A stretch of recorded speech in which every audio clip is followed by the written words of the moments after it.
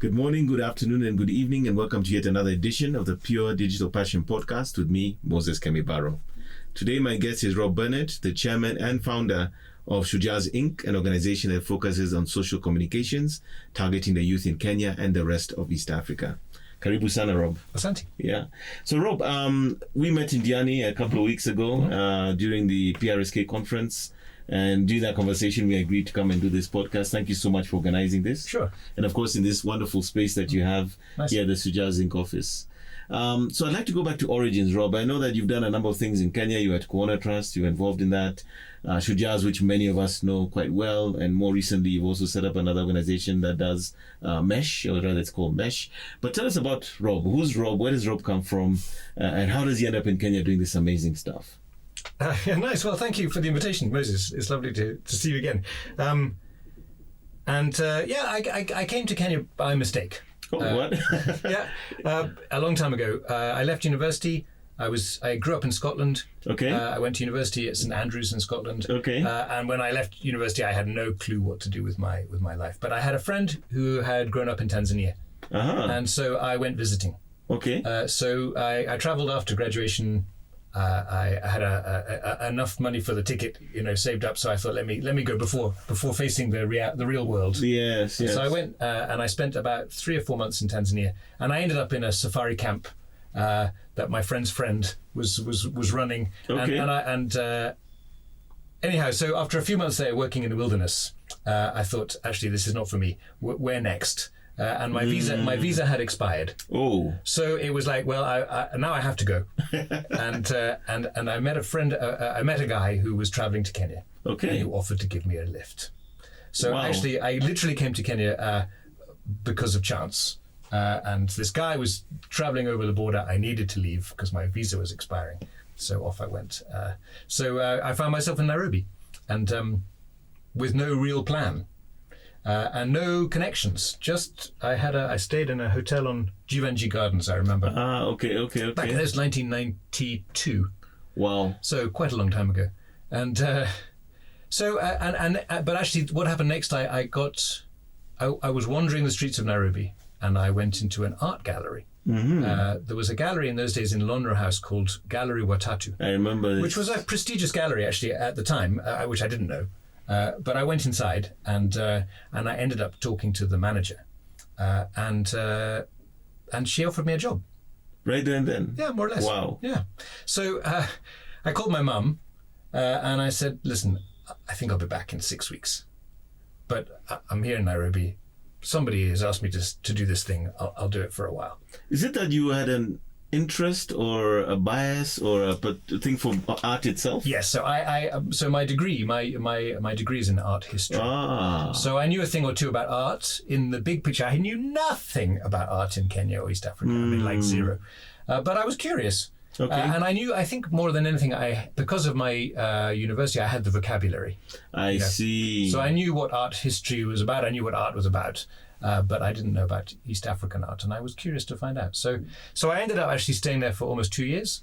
I learned a lot. The lady who owned Gallery Watatu at the time was a kind of legendary art dealer.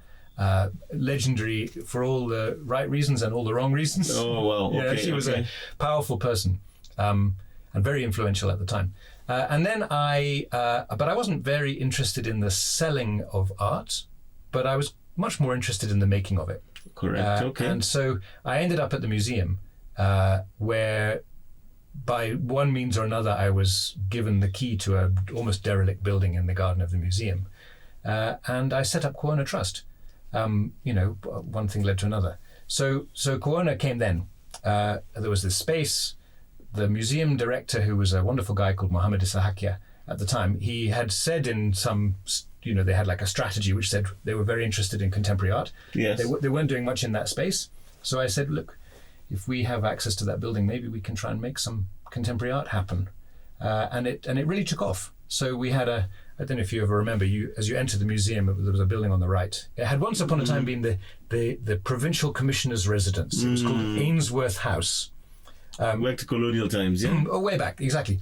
So I think that the provincial commissioner lived there, and then his office, I'm sure it was a he, the office was on under Nyayo House, that old building on the corner of Nyayo Stadium Kenyatta Avenue roundabout. Yes, yes. So I think that was the commute for the guy. He used to leave that house at the museum and go down to Nyayo House building, that old house down there. Yes. So anyway, we turned it into a studio space for artists.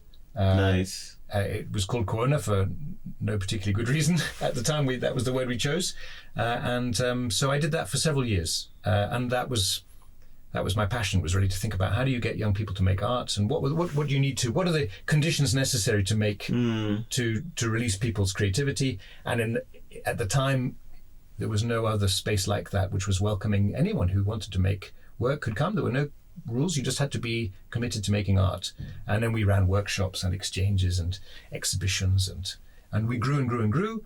And of course it was a great space for artists because there was like traffic passing, people coming to the museum, visitors, thousands of kids swarming in, got to see what was being made. It was a lovely space.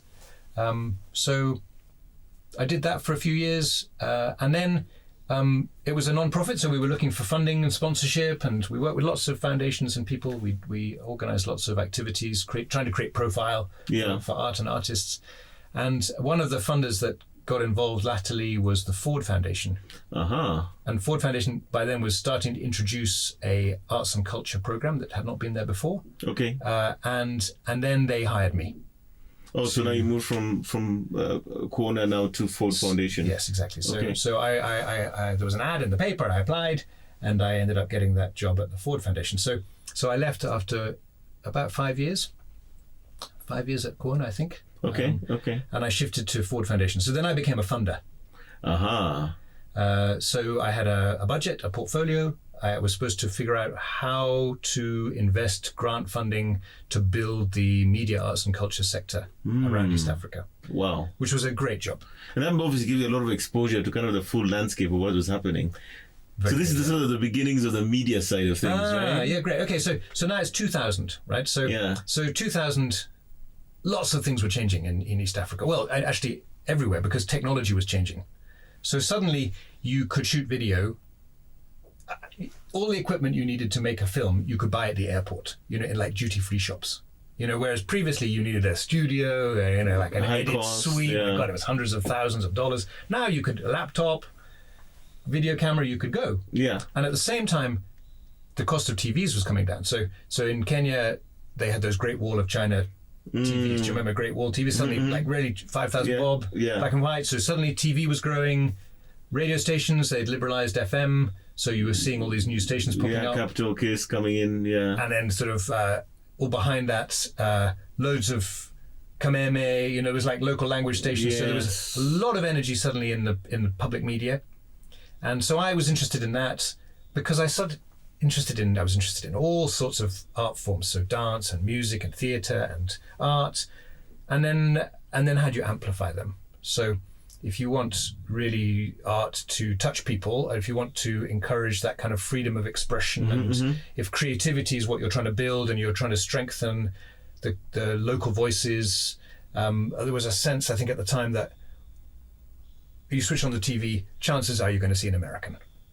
Yeah, absolutely. You switch on the radio. And I remember there's MTV Times and all. Yeah, I remember. There was hardly any local content. Correct. I remember that very vividly, actually. Yeah. So our thinking at the time, and a lot of my energy was going into saying, well, how do we protect the local creative space so that we don't just get completely swallowed by Latin American soaps and cheap content from elsewhere. So we were trying to sort of ring fence local creatives. Yes. And help them to get to scale by amplifying their voices using media.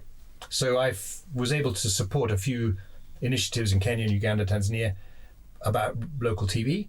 There was a very successful one called Tazama, which was yes, I remember this. It was a lovely show. Yes. Young people making video, going out and making documentaries, essentially, like little snippets, Vox Pop things and stuff. Brilliant, right? And the deal was we provided training in like 6 weeks, and they were making TV in week 7. Wow! So it was super accelerated. It was like, just get the content out. It's not about perfection, just get it out. Get it out. And see what happens. And then we would measure it. So we would then hire, at the time, I think it was can't remember the name. Before it was Ipsos, it was Innovating, before it was Stedman. Was the name of the company, right? Yeah. So we hired them and they would measure the show and we'd go, my goodness, well, it's very popular. In fact, it might be the most popular show on TV. Wow. So you're able to show that actually locally made content was consistently much more popular than international content. Wow. I remember there was a comment at the time. There was, I think the top show on KTN at one stage was Prison Break, right? Prison Break was like the most glamorous show out of the US, with helicopter chases and kind of explosions and production values. Proper Hollywood. Proper Hollywood, right? And it was on TV on KTN, and then on KBC there was Vyoja Mahakamani, which was made in a studio like this, made homemade. Yeah. People showed up in their own clothes. The actors were like, maybe the scripting was questionable. They were winging it the whole time. Yeah. And Prison Break had, 1 million viewers, and Vyoja Mahakamani had 7 million viewers. You couldn't even compare. So you go, so what's the difference here?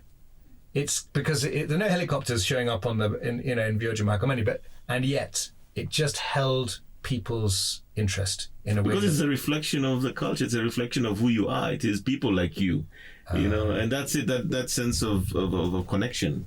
Beautiful. Yeah, exactly. That's it. And that sort of authentic relevance, and so that got me really interested. To say so a light bulb moment. Yeah, really. Yeah, literally. Yeah. To say so. How do we do more of that? And how do we help that grow? And what happens when you can touch people at scale like that? And how do you make it purposeful? And at this point, you're still at the Ford Foundation. I'm still at Ford, yeah. So, another big learning for me at Ford was that I had been a visual art guy. That was my passion. Mm-hmm. And then I got to Ford, and my world expanded a bit. I was thinking about more media, so not just visual arts, but lots of other channels for art. And also at Ford, I was working alongside some other influential peers. So there was somebody working in education, there was somebody working in human rights, there was somebody working in governance. Willie Mutunga, who went on to be the Chief Justice, he was my colleague then. And we were all funding these different sectors.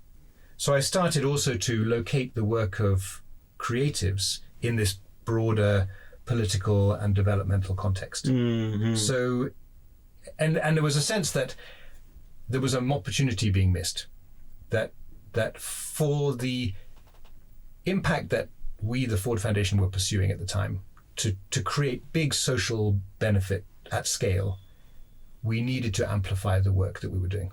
So we needed to bring more people into those processes. It wasn't enough to run a workshop and fund an NGO and do this. At some point, we needed to bring millions of people with us. And that was, suddenly I started to see these connections, to say, well, there's the appetite for change is massive. The demand for change is massive. But at some point, we need to reach out and communicate at scale with that massive community. Correct.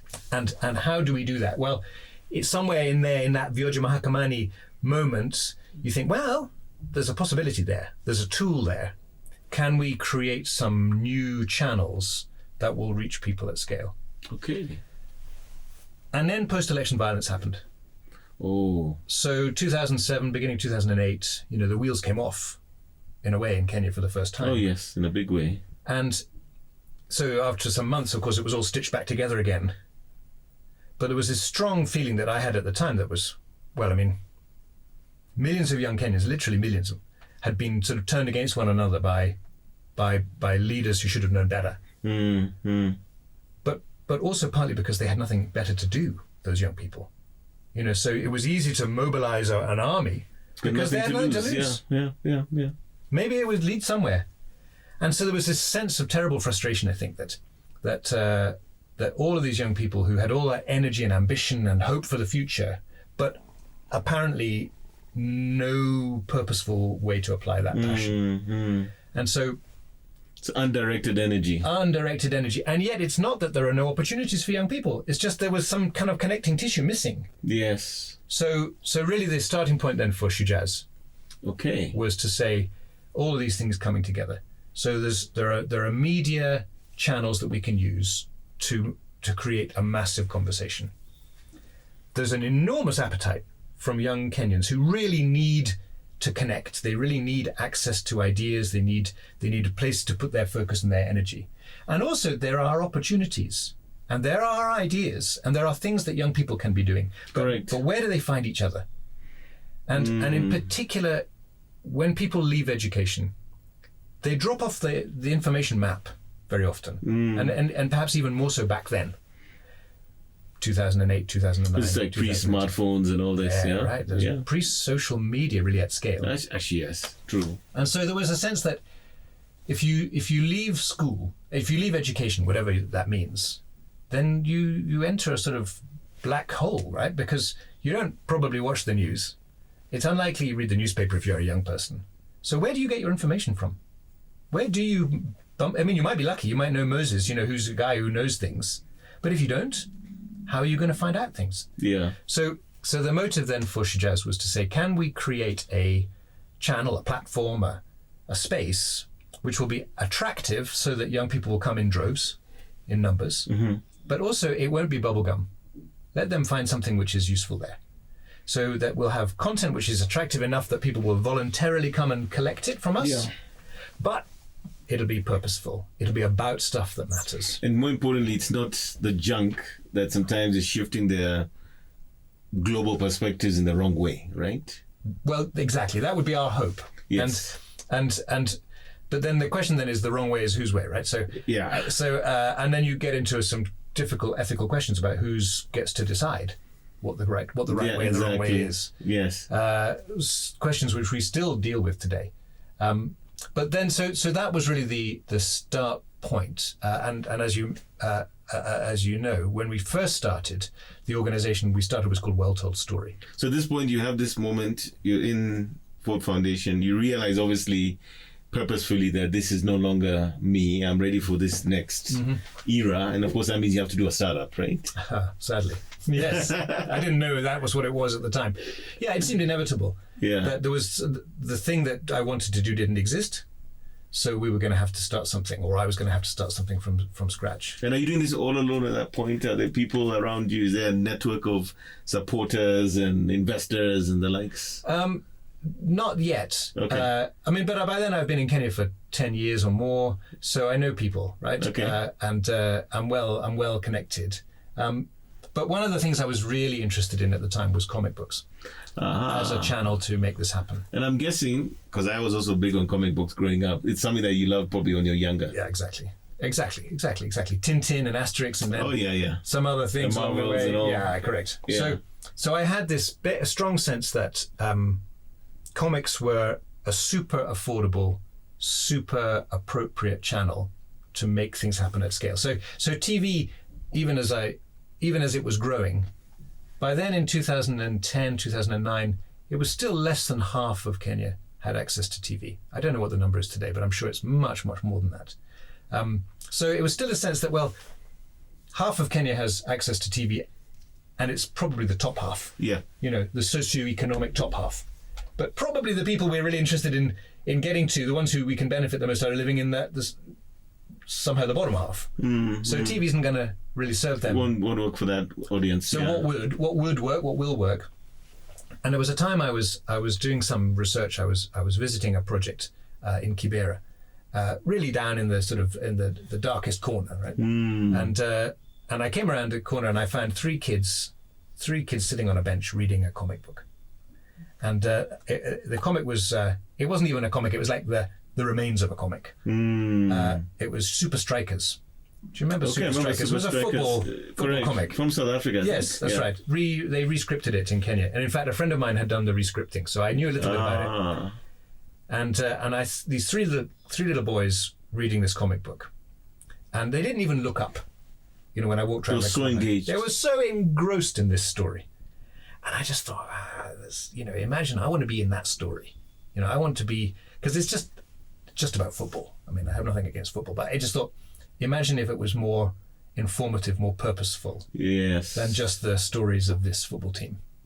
And it felt like if we could get into that space, imagine the positive influence we might be able to have on those. And even at that younger age, right? I mean, they were like 10 years old or 12 years old. Yeah. So a bunch of experiences like that really were kind of helped me gain the confidence to say, okay, this is worth it. Let me jump. And you already know this converged the thinking that the medium of choice would be print, but also in this format being the comic book, given what you had seen these young children doing. Yeah. But so then I started talking to people. So then I'm in startup mode, although I didn't know it yet.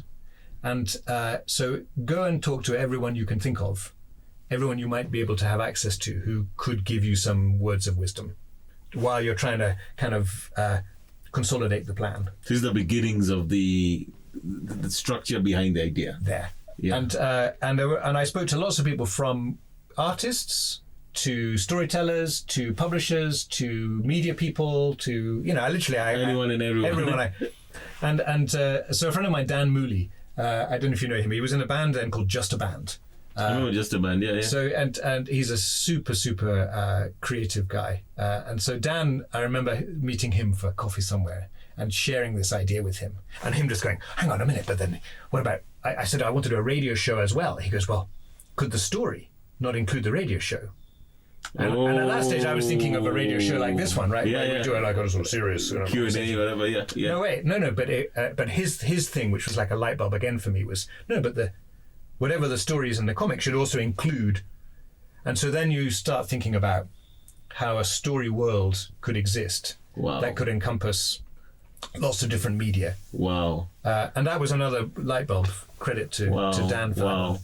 So he connected the dots in terms of it could be woven together. Yes, exactly that. Yeah. Wow. And then we had a workshop. We gathered artists together. Those days you put notices up in the French Cultural Centre to say artists workshop, at the Go Down Arts Centre, and we're looking for comic book artists. Wow. And like 40 guys showed up. What? Yeah, it was fantastic, and way more than we could hope for. And I had found a guy who worked in the UK for a famous comic book called the Beano. I remember Beano growing up. Right. So by one of those calls I made, contacts I reached out to, said, "Oh, I know a guy. He's an artist for the Beano." It's like, yes, I want to talk to him. So I persuaded him to come and hold this workshop for me. What? So I flew him. He was very reluctant. The Beano guy, yeah. He was very. He'd never thought of Kenya, right? So I really had to kind of lean on him to persuade him. I sent him the ticket. Come and just come and look. And he came, and he's just a magical guy called Hunt Emerson. Wow. Who draws still some of the Beano, and he held this workshop, and it was like, well, we're going to give him as a gift to any artist who wants to show up, but it's an interview. We're not declaring that at the front, but actually in the back, we're trying to see whether anyone who comes could actually be part of a team to put this comic book that we're planning together. And no doubt, it's like, whoa, there were some talented young people who came. So out of that workshop, we chose the artists. We invited some to sort of stake around on the third day. Okay. And then they became the guys who started putting the storylines together and the creative and designing the characters. And at the same time, of course, I'm looking for money, because at this point I'm spending my savings.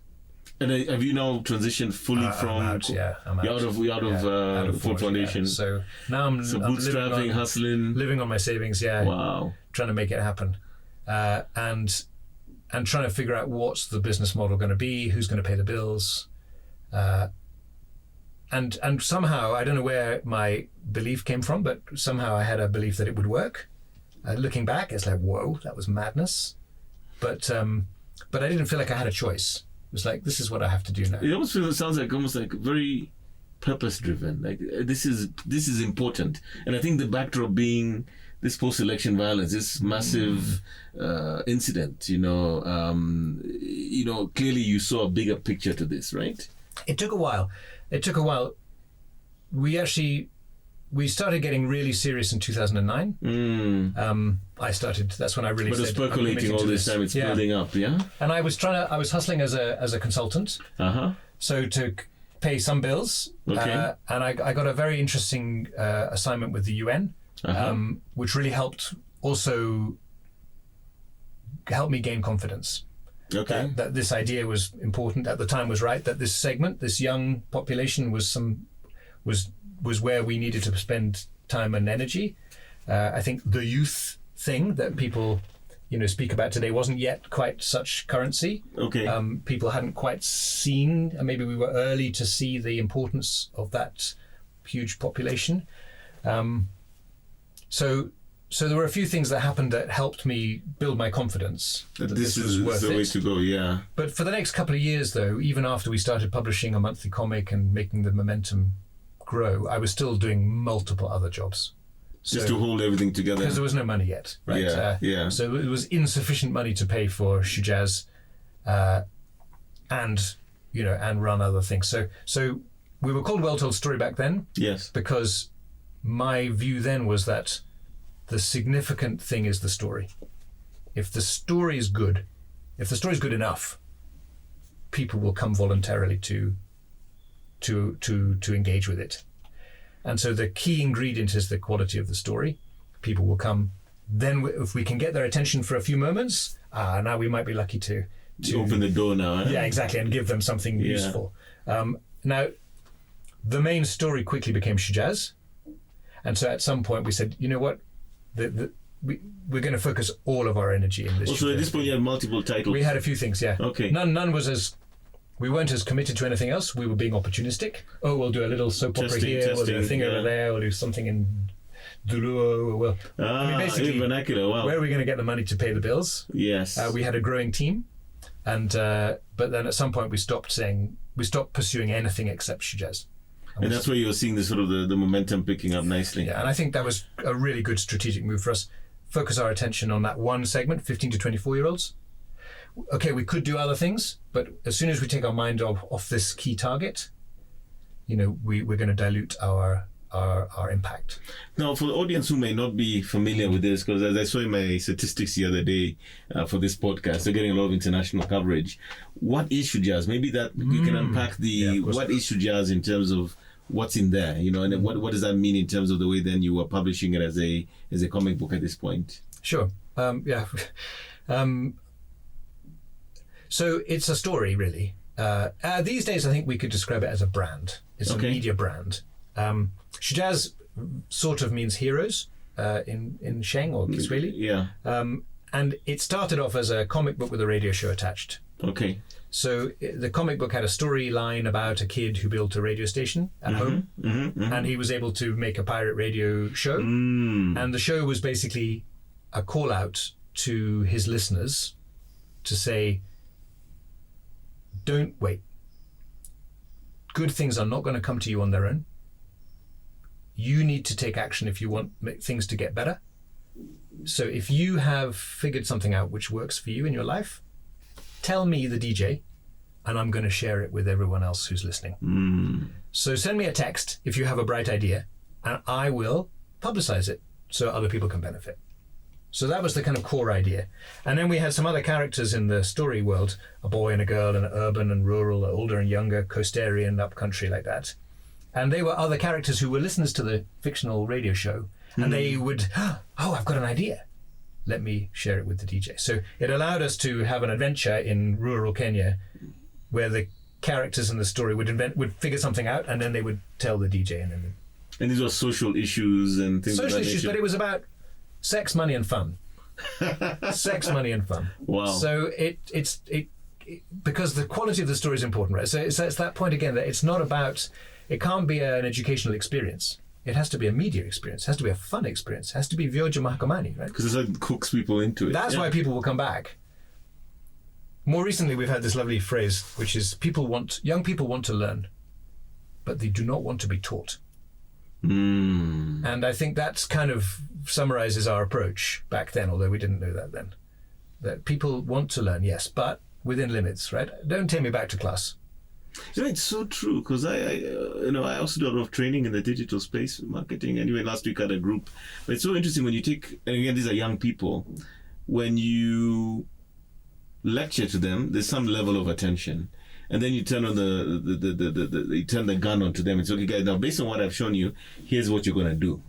And suddenly the light bulb, the eyes open up, the teamwork begins, they're working on it, they're solving the problem. And it's exactly that, isn't it? People want to engage, they want to that's almost that thing of don't give somebody fish, show them how to fish. Something to that effect, yes? That's what you're doing, right? I think especially when it's done remotely.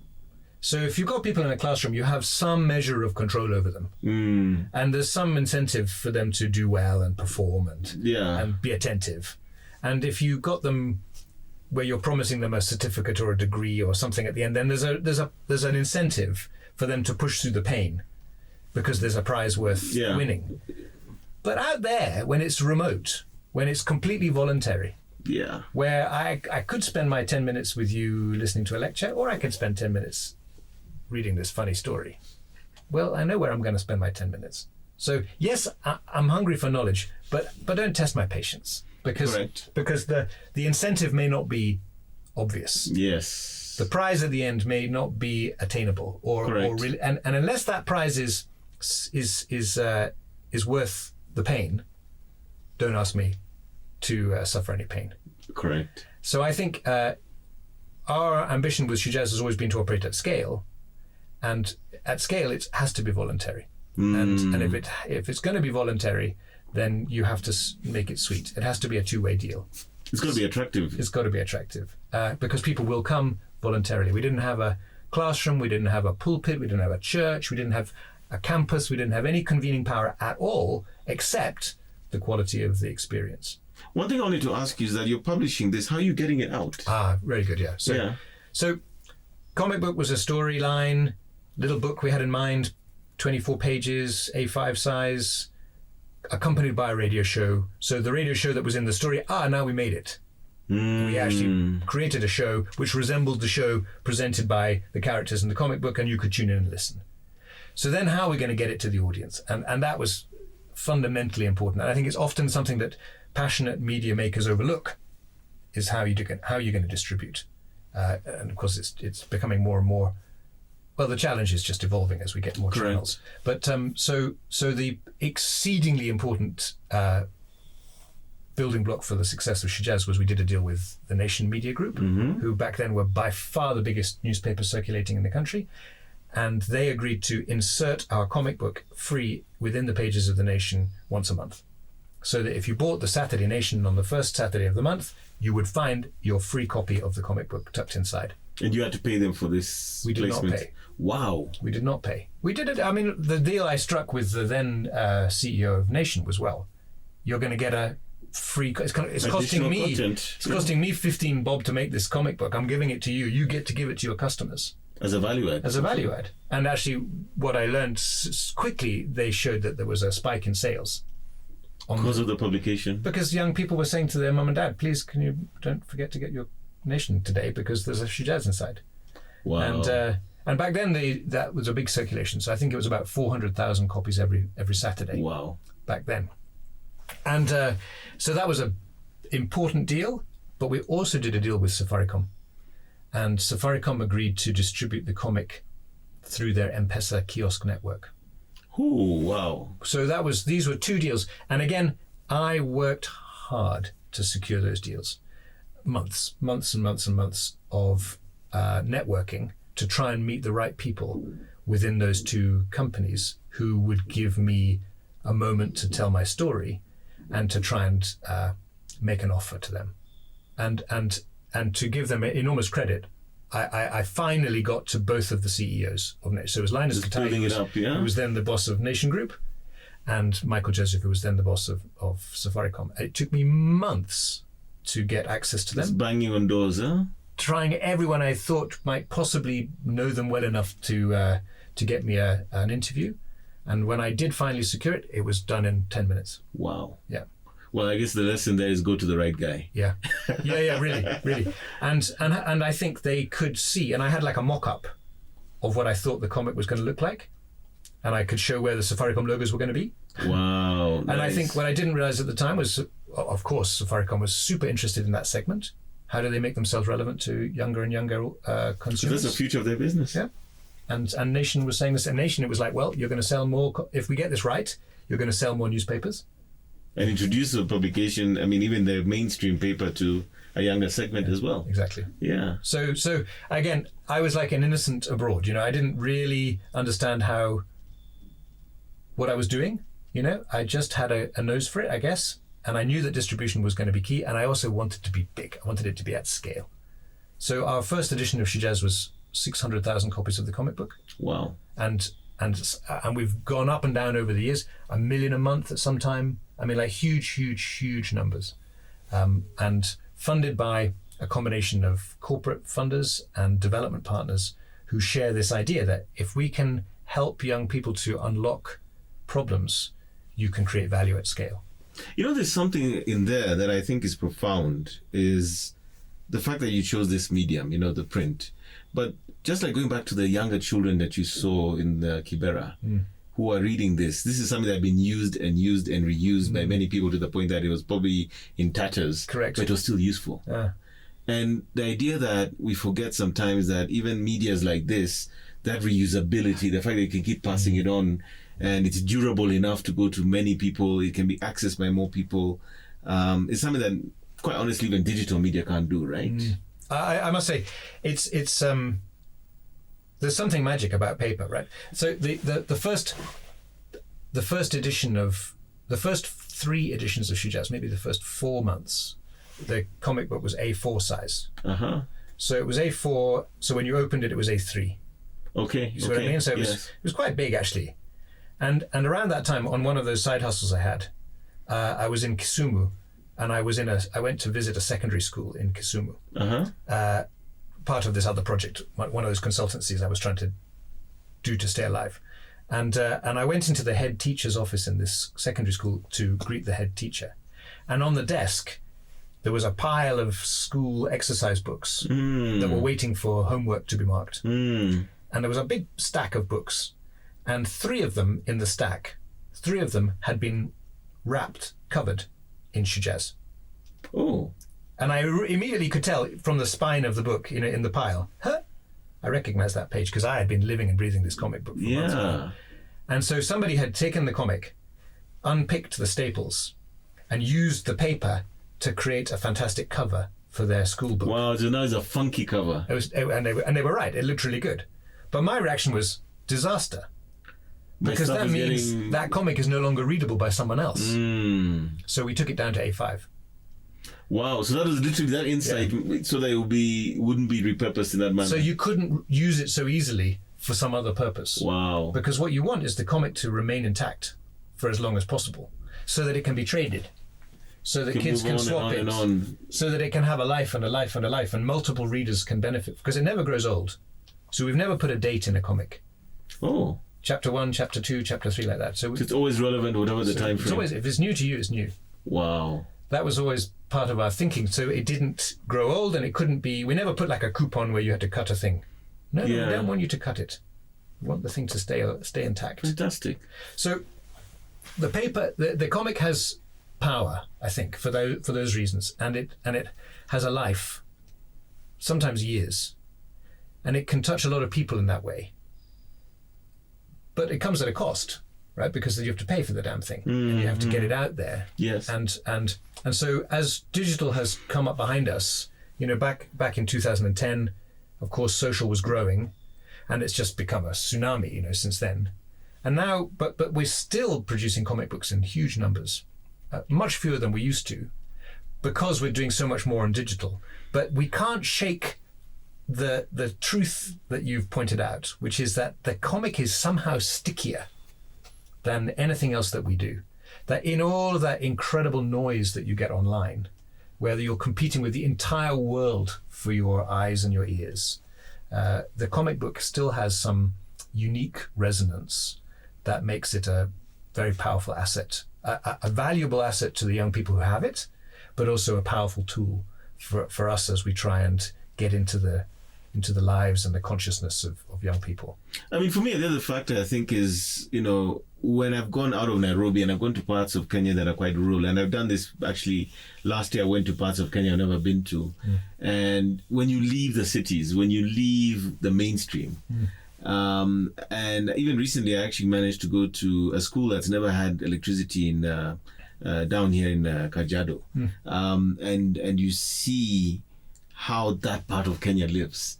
The internet would almost be like a foreign concept in that area. Yeah. And I'm thinking to myself, that is exactly where you need this publication. Yeah, I think that's it, isn't it? And so as we've grown and we've become more and more sort of thoughtful and wise, we've also spent a lot of time trying to measure and trying to ensure we truly understand our audience and the problems that they're facing, the ones that we can try and help them with, but also, are we confident that the media is really reaching them? And are we confident that the content, the stories, the opportunities that we're offering are actually helping and resonating with them? So we've become very serious about the measurement side, and also as we've grown and we've adopted more and more channels. So now we're making a bit of TV over here, and we're doing a bit of radio over here, and we're doing TikToks over here, and so we've got full multimedia. Yeah, we're everywhere. We want to be where our audience are. But so now we're able to say, well, the comic has a particular job to do, which is not what it used to have to do.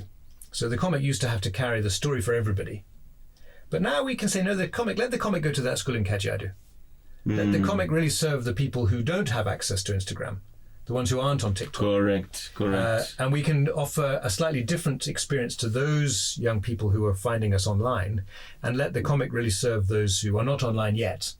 Or not as frequently, yeah. Yes, exactly. The ones who have to borrow their mum's phone and put their own SIM in it, or whatever it is that they're doing to get online. Yeah. So, yeah, we're doing much more sort of subtly segmented offer these days. Correct. And that also allows us to say, well, this channel's for the girls aged 20 to 24, and this channel's for the boys aged 15 to 19 who are urban. Okay, so now segmenting it, right? And that allows us to be a lot more, I think, a lot more helpful to those segments, and also a lot more helpful to our partners, who might have a particular interest in that segment, that older urban or that younger rural. Fantastic. Wow. So it's no longer this amorphous target. It's now really segmented out and broken down, and you can actually target different objectives for different partners as well. 100%, yeah. So there's something else I want to bring up, and this is important for this conversation. The Emmys. And somebody called DJ Boy. I remember you shared this with me when I first visited you a few years ago, but I want us to talk about those two things, how they came about and how impactful they've been within the Shujaaz aspect before we get to Mesh. Yes. Okay, so DJ Boy is really the heart and soul of the brand. And so he's that guy who built the radio station. So he's Boy, we know him as Boy. Out there on air, he's DJ B. DJ B, okay. Even his mum doesn't know that he's got a radio station. And he's the man who he's like the spider in the middle of the web, right? So he's like the guy receiving ideas and sharing them. He's the radio DJ, he's the star of the comic. Of course he's on social. So he has 1 million plus followers on Facebook.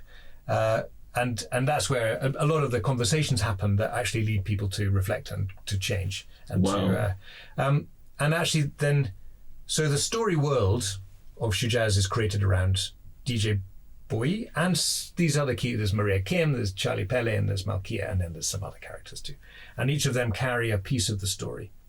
And actually that story world, which then spills from the comic book into FM, onto social, into events that we have, that's what won us 2 Emmy Awards.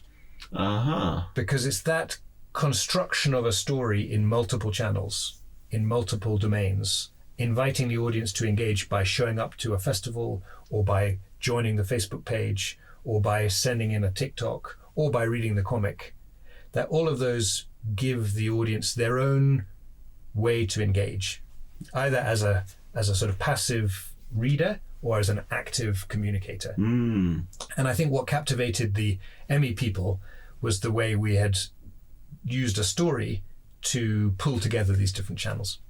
And so we were, we kind of thought it was a little bit of a joke initially. When we thought Emmys, well, come on. And then before you do the entry. Yeah, so, I think somebody on the team, actually Bridget, who's the MD these days, she was the one who sent me a link going, I think we could qualify for this Emmy Award. Like, you have to read the conditions, It's like, no, come on. Emmys, you kidding me? And so you read it, and then you read it again, and you go through the small print, you go, well, maybe we could. Maybe we could actually, we could meet the conditions. So we said, come on, it can't hurt. to submit an application, and then we ended up winning.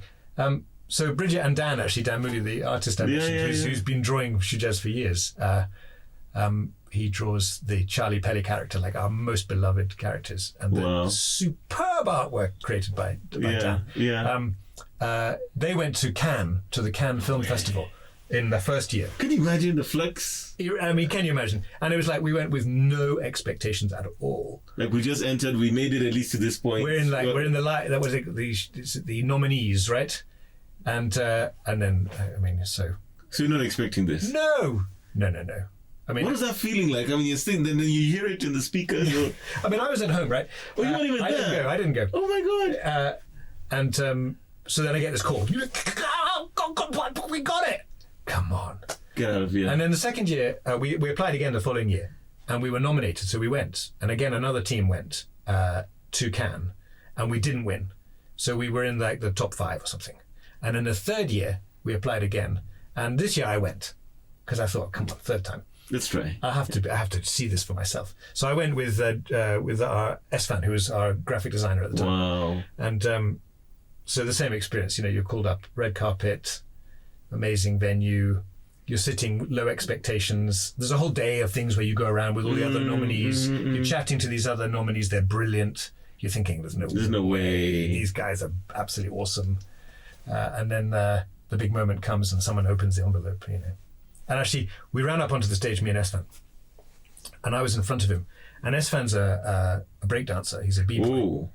And as we went up the stairs, he did a flip in the air. Get out of here. And landed on his feet, and the crowd went mad. And I didn't see it. So I didn't know why the crowd was going nuts. He's behind you? Yeah, he's behind me. But he's done this flip in midair and landed back on his feet again. Oh, and it was special, very special. Yeah, I mean, really. I imagine the validation, the confirmation of effort, because I'm an entrepreneur and I know those moments when you win an award or recognition for your work and the effort and the sacrifice and the grind, and it all comes together like, yes, this is proving a point. We've done something special here. Yeah. Must have been quite something. It was very moving, actually. Wow. It was very moving. And now I'm just looking at all this. So you've got this multimedia platform, you're winning Emmys, we've got partnerships, the momentum's going, the business is growing. And then a couple of years ago, actually, I became aware of something new called Mesh. And I'm trying to figure out what is the connecting point between those two things. Yeah. Sure. Okay, so as I mentioned, we got more and more serious about measurement. Yeah. Are we confident that we understand the audience? We're trying to solve problems with them. We better really understand them. And we were measuring stuff, and we were listening, and we were trying to analyze messages. I remember seeing some of your reports on youth behavior on mobile and all this. There's really interesting insights you were punching out even then. I remember this. So that was definitely the background. So that was happening, and we're getting more and more clever at analyzing the data we were receiving, mostly just by looking in our inbox. Saying, what are people saying in text? What are people saying on Facebook? Lots of people speaking, right? So 1 million people speaking on text. Wow. So you've got a lot of messages. So working with some academics to do analysis, to say, well, if we read all the messages, what are they saying? What's the average? What's the perception? What's the sentiment? So doing that work, and at the same time, ever more focused on entrepreneurship as the number one challenge facing our audience. So 9 out of 10. There are no jobs, that sort of sentiment. Jobs, above all else. So 9 out of 10 young people leaving school this year will never get a formal job.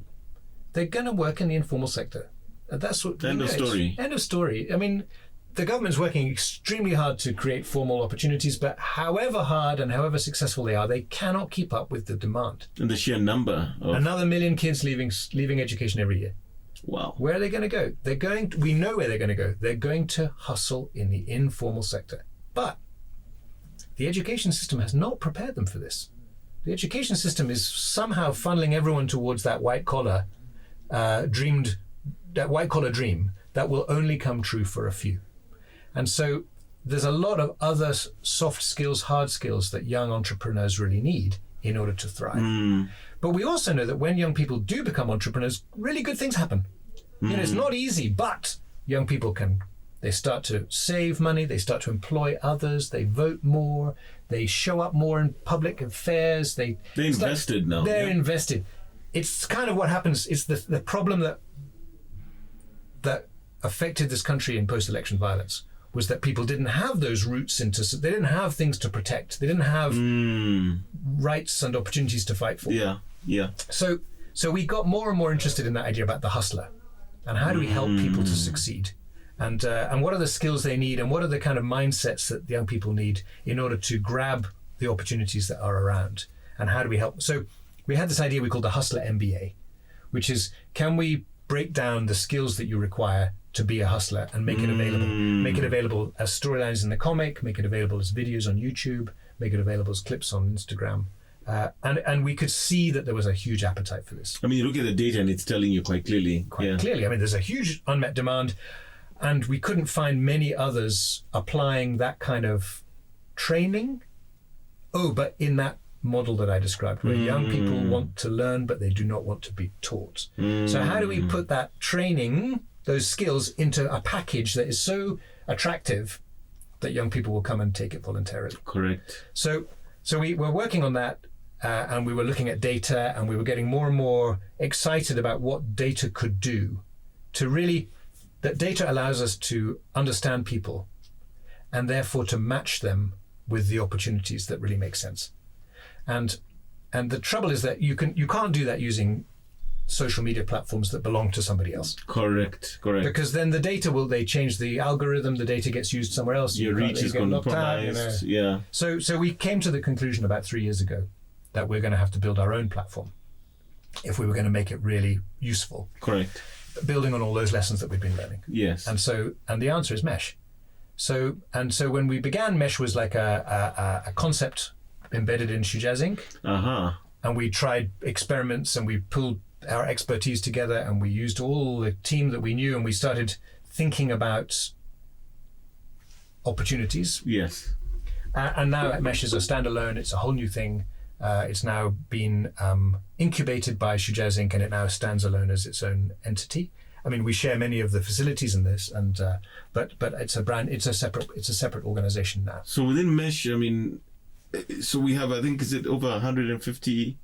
150,000 monthly active users. Wow. So the size is even larger then, right? So it's about 250,000 people visiting every month, I think, and about 150,000 returning monthly active users. So they're ones who really make use of the platform in some measurable, tangible way, not just click and go. So essentially, Mesh is now, we think it's the first digital community for entrepreneurs in the informal economy. And so some of our partners like Unilever and Microsoft say that we are the LinkedIn for the informal sector. Wow. And in some ways we do resemble LinkedIn. So we've set up a digital community online. Anyone can join. It's free to join. And you go to the website, it's mesh.life, mesh.life. Okay. You can create a profile there. And as soon as you've created a profile, you can start to browse and see other members of the community. And they're, generally speaking, young Kenyans aged 18 to 35. That's somewhere in that gap. And it's young people telling their stories of their business and being introduced to one another and helping one another solve problems. So that community is about 150,000 monthly active users in there. And then into that community, we've introduced lots and lots of training content. And it's content made in the model that we've been describing. So it's fun, it's engaging, it's TikTok style, it's really quick. It doesn't feel at all overbearing, like a lecture. Yeah. It's basically young people sharing how they have built their little enterprise or their business. Oh, this is so great. So that means also in the heart of it is there's still this element of story.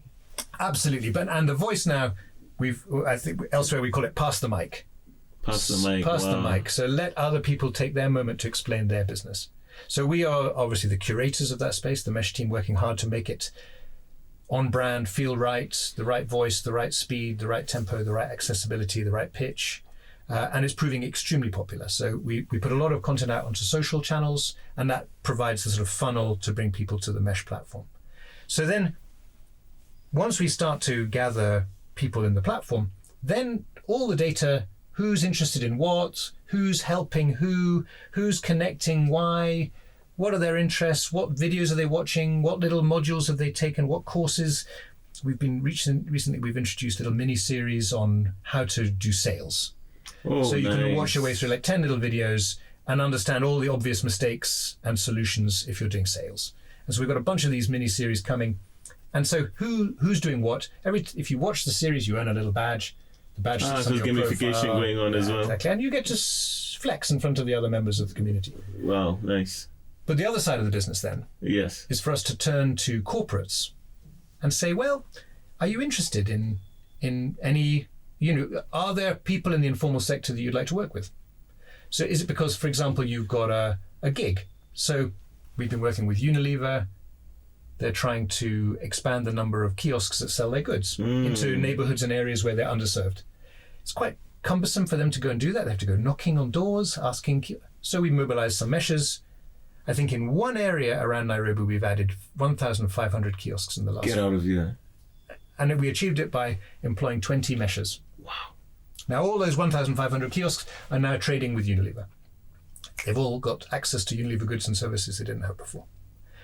Another group then came to us recently, an e-bike company. Have said, well, we're introducing new e-bikes into Kenya. Obviously, they're perfect for people in the border industry. It's quite hard for us to efficiently reach those guys. But turns out on Mesh, we have a few thousand registered members who are border guys. Turns out that an e-bike, you can run it for about 350 shillings a day. A petrol bike is about 1,000 bob a day running costs overall.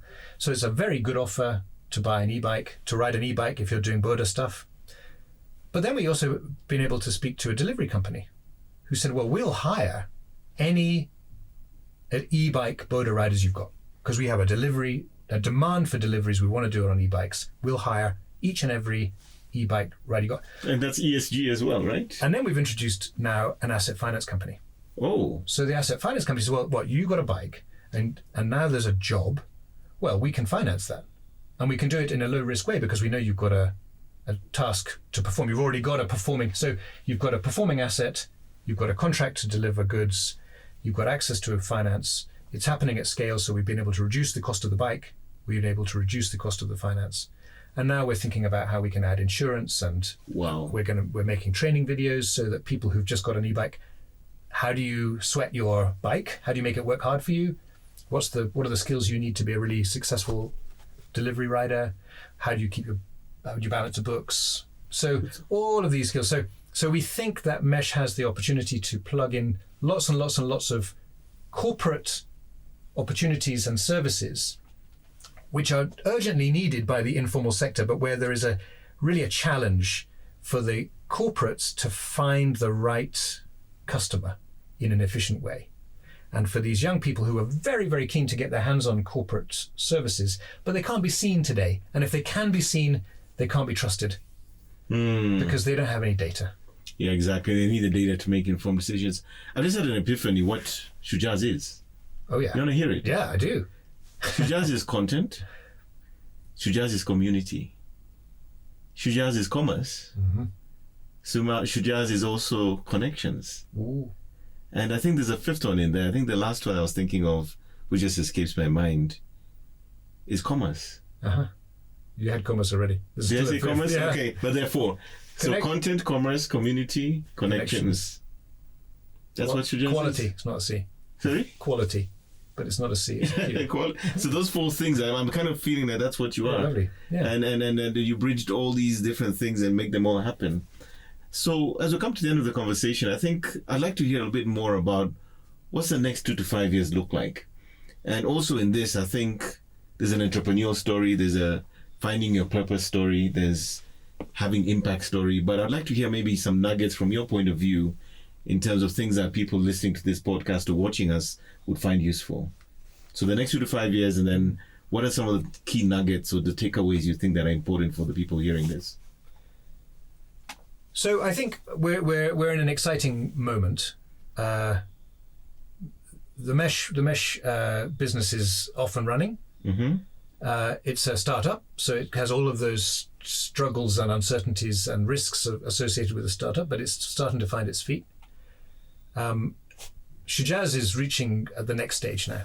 So we're building ever more digital channels. We're navigating that complicated digital space, but we're increasingly combining analog and digital in new ways. They work together. And not leaving the analog behind for the reasons that you mentioned. Yeah. So our festivals that we run are more important than they've ever been to us, linked to the comic. And then that it's the digital channels that make it come alive. So we've got some really cool partnerships coming up in 2024. Okay. Some new ways of reaching audiences with new channels, and we're also working on a big new initiative to look at gender inequality in Kenya. Yes, that's become a big issue as well. So what can we do? What can the stories that we tell do to help young men and young women think differently about the other gender? And changing perspectives and stuff. And we think that Shujaaz has some real power there to be useful, to try and deal with some of the pervasive inequalities that exist in our society in that gendered space. So we think that we've got a sort of secret power to be influential and helpful there and unlock value for everybody by doing that. So that's a new theme we're working on. Climate change is another thing we're concerned with. Young people facing more and more uncertainty. So what can we do as Shujaaz to try and get a shared understanding about the world in this rapidly changing climate that we find ourselves in? So those two things really good. We've got a little research thing we're starting now, how we enable young people to become researchers. So looking at more and more ways in which we can create value for our audience and for our users, using the channels that we've got, always in a two-way manner, and also building our teams. And I think, more than anything, the quality of our work is down to the quality of our teams. So the team working on Shujaaz is gold, and has been for the longest time. And we employ brilliant, mostly young people from Kenya and Tanzania who just understand our audience and are passionate about that combination. It's a job, yes, but it's a job which does good in the world. And that's a good place to spend one's time, I think. Correct. The recruitment of great people is like obsessively difficult, but it's obsessively the key. It's that necessary. The business, yeah. And I think the same is true in Mesh, that we've got a brilliant team. The team is led by Anuj Tana, who's a Kenyan guy who used to work at Telcom, cut his teeth building mobile money at Telcom. Oh, wow. Understands that tech space, but came to join us really inspired by the opportunity to use technology to do good, fintech, that whole world. So he's built a brilliant team who run Mesh and are growing it together. A few people from around the world, but mostly from right here in Kenya. So I think that it's the talent above all that makes the difference. So I think my job, having been sort of hands-on Shujaaz for a long time, I'm no longer there on a day-to-day basis. I've sort of stepped back. I give support there. I give support to Mesh. I've got a few other little initiatives. The thing I like doing is sort of starting little fires. So I think that's but I think above all else, the glue that binds the business together is a focus on purpose. We've always been clear that we're businesses. We're a business. We aim to make a profit, but at the same time, we want to do that by doing good in the world. And when we line those things up, our audience grows because they feel the value that we're giving, and we grow because we're able to benefit from that. So there's a sort of synergy that when things work, everybody wins, and when everybody wins, growth happens. So I think we've been lucky to build enterprises that consistently stay in that space where we're trying to deliver value. Our primary objective is the value we create in the community. But we've discovered that we also benefit when that happens. Correct. So what is it? The tide lifts all the boats. Correct. Like that. And that has enabled us to stay at the front of our work, to be strong in the market, to be breaking down barriers for our fans, and also for the next generation of media, the next generation of enterprise. But above all else, it's built on the teams that we've been able to attract and retain, who are the ones who actually make this happen day to day. And that's the secret of our success. Brilliant young people from Kenya and East Africa who make this happen. Rob, thank you so much. It's been a pleasure. We hope to see you again in this podcast, but more importantly, I think thank you for sharing so honestly and authentically in terms of where Shujaaz is, where you're going, and really looking at all these things that make it all come together. Great. Thank you for having me. Yeah. It's a pleasure. And once again, thank you for joining us for this podcast. We're delighted to have had this conversation with Rob Burnet, and we're really excited to see what's possible going forward. We'll catch you in the next one.